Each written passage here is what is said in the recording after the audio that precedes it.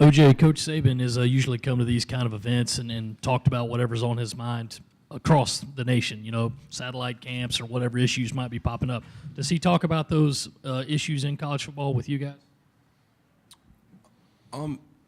Yeah, a little bit. Some things, not mainly satellite camps, but Coach usually talks about, the 3+ guys, the guys that are eligible for the draft. It's probably one of the things he talks about with us the most. Not satellite camps really at all, but just the process of that. What he looks for out of a guy who wants to leave early, and that whole process. Also on the left side, second row. You guys lost a couple coaches to head coaching jobs or other schools. Just how do you go about replacing guys like Kirby Smart and Jeff Dillman, who were there last year? It's always, you always want guys to move on. Happy for those they'll always be part of our family. We support them in their decision. But I think Coach Saban does a great job of, bringing new guys in that are built for the same process and are held to the standard that we want them to be held to. So we're happy with those guys that moved on, but at the same time, we have to bring in new guys to fulfill their shoes. Right side, third row. OJ, obviously the championship game was a huge breakout game, especially in the passing game for you. What can you do to make sure that carries out throughout this season, and also be sure that you can be a two-way player in the run game as well? It starts right now in the off season, and just working hard. Working on my techniques every day, and just finding new ways to get better. Getting stronger in the run game, getting my hands inside in the run game also. So it starts right now in the all season, and if I put the work in now, it's all going to pay off in the season. Left side in the back on the aisle.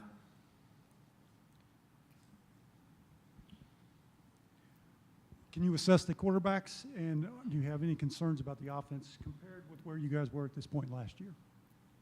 I think each quarterback's doing a great job right now of doing what the coaches are asking of them. We're doing a little bit of our playbook, not really the whole thing, but just running a little bit, some plays. And each guy's doing good right now. So I think we'll be fine. Each year, the past 3 seasons, we have had a new quarterback. We're in the same shoes. We've been fine those years, so I think we'll be fine again this year. And the offense is looking good. A lot of leaders on the offensive side of the ball. So. That plays a big role in helping the freshmen out and adjusting those guys to learn a new playbook. On the right side in the back corner. Following up on the quarterbacks, what's it been like to watch the last 2 seasons where there might have been question marks going into the season, but then to see Coach Kiffin get the most, and as well as a starting quarterback step forward and lead the offense the way they have? It's been tremendous, and that says a lot about Coach Kiffin, about how smart he is and what he can do to allow the quarterback to adjust to an offense and to the players that are around him. That was a tremendous, just seeing the quarterbacks that, had question marks, like you said, from the media and things like that. So, that's why, I'm not really concerned about this year.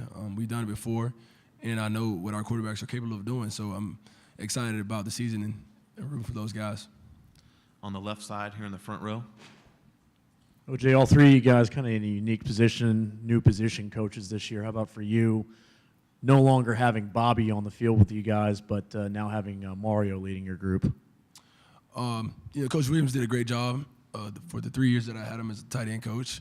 He was always very helpful in the coaching aspect of the game and off the field also. So I lost a great friend and man in him, for in the coaching room. But Coach Cristobal brings in an intensity, enthusiasm that's second to none. He coaches hard every day. And I like what he's doing. Already you see a lot of improvement in our tight end position, in the run game, the route running, and I'm very excited about the season and what Coach Cristobal is bringing to us. On the right side in the back row. OJ, you're an experienced guy who's faced a lot of talented players in your college career. Who would you say are some of the toughest cover linebackers you've had to face in the SEC? Cover linebackers in the SEC? That's a good question. LSU have a lot of guys that are linebackers that are the type of guys that can run. 1 year they had a guy named Quan Alexander. He was a good linebacker, freshman year. But LSU has a lot of good linebackers. Florida also does. So guys that can run with me. Last year Georgia had a really good linebacker that can play in the coverage really well. So those are just a few guys I can remember off the top of my head right now. And but yeah, there's a couple guys right there. Left side, second row. I know you're probably used to rabid fans throughout the season, but what was it like today coming in and seeing that group of kids right there? And do coaches warn you about that when you come to SEC Media Days, that you're going to face this many fans? I wouldn't say warn us, but they, we know kind of that our fans are, we have awesome fans, so they travel everywhere we go, and just being able to see that this morning is just letting me know that when the season comes around, they're going to be there also full support. So very exciting moment. Glad I got the opportunity to sign some autographs for people today. So that was a great experience. Also on the left side. OJ, you've had to go up against John Allen a lot in practice. Just how difficult is it to try to block him and to try to give your quarterback some space? Yeah, John's very powerful. He's quick off the ball, which is very, which is very shocking for his size. How fast he comes off the ball, it's like he knows the snap count basically. But allow me blocking John every day, and guys and like Tim Williams and people like Ryan Anderson every day allows me to be prepared for the game. So, we push each other hard every day, and John's, he's outstanding, very good player. Right side in the corner. Tennessee's your permanent opponent in the East, and if you would just talk about any improvement you've seen out of Tennessee playing them each year, and then what do you think, or do you have any thoughts on them this year as their pick to win the East potentially? Yeah, each year Tennessee gives us a tough game. I mean, they play hard. With the game with so much tradition behind it, it's always going to be like that regardless. But last year was probably one of the toughest games we played. Their defense competes hard. They're always in the right position to make plays, and that's what makes it so tough to beat them, because they very rarely messes up on defense. They're always in the right spots. Looking forward to playing them this year. They're a very good team, a very talented team. So those guys have all my respect, and I'm looking forward to the game. On the left side, third row. OJ, obviously, when people play Alabama, they're going to give you their best shot. That's probably their biggest game of the year. A guy like you, how important is it for you to make sure the young guys know that going into each game, that you're going to get each team's best shot? I think, we try to do a good job leadership on this team here this year, to allowing the young guys to know the standard that we're held to here at the University of Alabama. There's a big target on our back, definitely since, what happened from last season, but just in general with us, being the tradition that we have and the team that we are. And I think those guys kind of know that, we have to go out there and prepare and treat every team the same, because every team is going to play us the hardest. And those guys, they're going to learn quick. Playing here in the SEC is a tough week in and out, tough league. So I think those guys will be very prepared for that. Also on the left side, third row.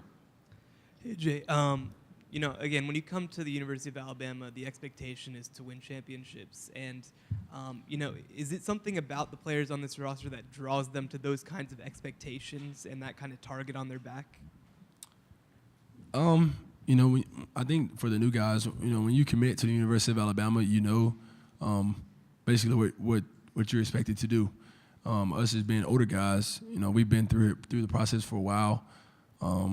And we know what it takes. It just takes hard work and dedication, put in effort, and just work hard. And when the game day comes, you just, put it all on the field, and the rest takes care of itself. The bar is set high, and there's a standard that we're held to at the University of Alabama. And we just have to make sure we allow our freshmen to know the same thing. On the right side in the back row. Hey, OJ. Okay, so last year's offense, really, really explosive. I guess my question is, how's offense look right now going into the start of the season? Right now, we really can't tell as much. Like I said, we haven't put the whole playbook in yet. We're just doing simple things, just to get a feel for the younger guys, to get a feel for the offense. We look good though, we're running the plays that we are, so that's a good thing. But we haven't installed any of our plays yet that are kind of complicated, so. But I think we look good at this point. Right side, third row. OJ, could you just talk about the decision to not go pro, and did it change a lot right after the national championship game in terms of your thought process, or did you stay pretty consistent in the consideration that you gave that possibility? Yeah, I would say, it stayed pretty consistent. I really can't wouldn't let one game kind of affect my decision, So, but, I had goals before the season that I wanted to achieve. So, I wanted to graduate, so I did that. I had some goals on the field. I think I could get better in the run game, a little bit of route runners. and that's the reason I came back to school, because I want to improve, be the best I can be. We have time for one last question over here on the left side by the door. Wes Steiner with AL.com. OJ, I know it's been a little while, but in terms of Clemson, if you had to give any advice to Auburn playing Clemson right off the bat, what would it be? Be ready to play a tough game. Clemson is a great ball club. Those guys compete. They play fast, and a great quarterback, great defense. So just be ready to play hard, and that's the only thing I really can say. That's all we have time for.